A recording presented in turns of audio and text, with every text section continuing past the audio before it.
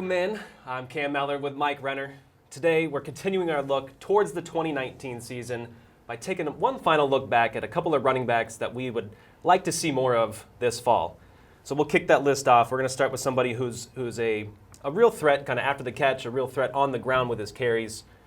With the Dolphins, Kenyon Drake. Yeah, I think he's been criminally underutilized in that Miami offense over the course of his career, actually, not just last year. In the 3 years he's been a Dolphin, I think Dolphins fans would agree with us and been clamoring for more touches for him. Only 579 snaps this past season. That was actually the highest total of his career. And over the course of his career, he's averaged 3.4 yards after contact per attempt. So he's been consistently churning out yardage on the ground as a runner. That might not even be his best attribute, though. 477 receiving yards last year. He could legitimately play wide receiver in the NFL if he wanted to. He has that sort of split wide ability that few running backs have. Just didn't get utilized in that role in the Miami offense. So we'd love to see him get more touches in that passing game. Love to see him to do it all over the field. He has those big games on the ground, but he's capable of it through the air.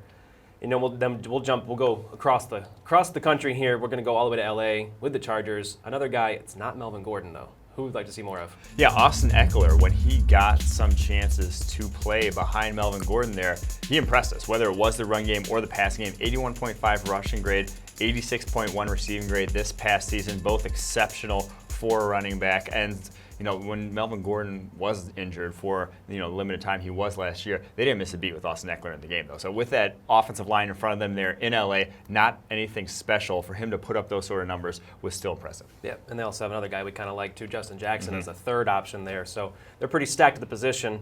Let's circle back. We'll go all the way back across. We'll go, the DMV area, Baltimore Ravens, the bus, Gus Edwards. Yeah, when he was on the field there towards the end of the season, he just rumbled down the field continuously, 3.2 yards after contact per attempt. A poor man's Leonard Fournette. When he gets going in a straight line, he's tough to bring down. And that Baltimore Ravens offense affords guys a lot of space to work with, a lot of rushing lanes where he gets that full head of steam. He's going to get you a handful of first downs. So we'd love to see him, how he pairs with Lamar Jackson in that offense. I think he is one of the best options. Well, and they're going to be sure to get a bunch of carries this year. There's make no mistake about that, obviously. He was an interesting guy coming out. His college career was up and down. Another guy, too, that we like, up and down career so far in Green Bay, sharing time. I think he's going to be the lead back this year. Well, I mean, we would like to see him. It's Aaron Jones with the Packers.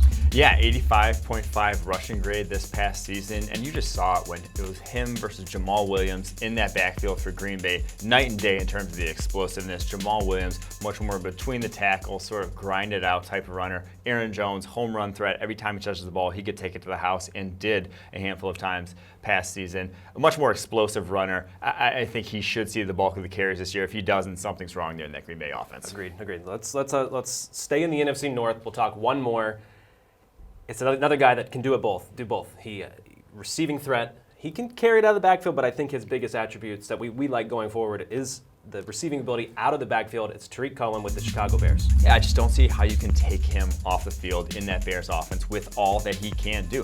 Only 585 snaps this past season, but was third among all running backs with 725 receiving yards. And it doesn't have to just be from the running back position. I think he is good enough as a receiver that he can split out to the slot. And now you have David Montgomery there, the third-round pick in the backfield as well. I think putting them both on the field at the same time, Montgomery has receiving skills as well, poses a lot of different problems to defenses. And so whether it's both in the backfield, whether it's Tarik Cohen split wide, Montgomery split wide, both of them split wide, I think there's so much you can do with both of those guys that I'd be hard-pressed to take Tarik Cohen ever off the field. Yeah, you got Montgomery, who's set PFF records at the college level for missed tackles forced. With that type of elusiveness, both of those guys in the backfield, it's a scary thought for those NFC North linebackers. So there you have it.